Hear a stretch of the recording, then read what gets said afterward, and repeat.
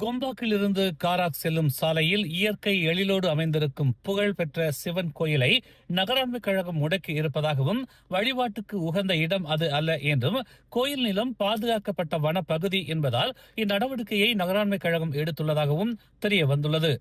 ஆத்ம அருள் ஜோதி முனீஸ்வரர் கோயில் நிர்வாகத்தின் கண்காணிப்பில் காராக் சிவன் கோயில் அமைந்திருக்கும் நிலையில் நகராண்மை கழகத்தின் நடவடிக்கைக்கு பிறகு வனத்துறையுடனும் நகராண்மை கழகத்துடனும் கலந்துரையாடி வருவதாக கோயில் நிர்வாகம் தெரிவித்துள்ளது.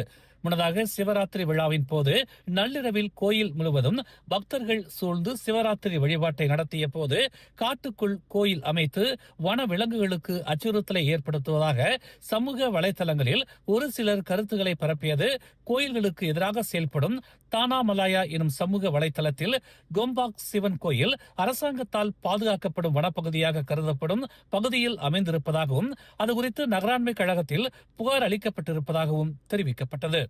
தற்போது சிவன் கோயிலுக்குள் நுழைய கோயில் நிர்வாகத்தினர் உட்பட பொதுமக்களுக்கும் அனுமதி மறுக்கப்பட்டுள்ளது. சமய விழாக்களில் மட்டுமின்றி சுற்றுலா பயணிகளும் அந்த கோயிலை கண்டு சிலாகிப்பர். இயற்கை எழிலோடு நீரூற்றுக்கு இடையில் அமைந்திருக்கும் சிவலிங்கத்தை காணவும் பலரும் அந்த கோயிலுக்கு சாதாரண நாட்களிலும் திரள்வார்கள்.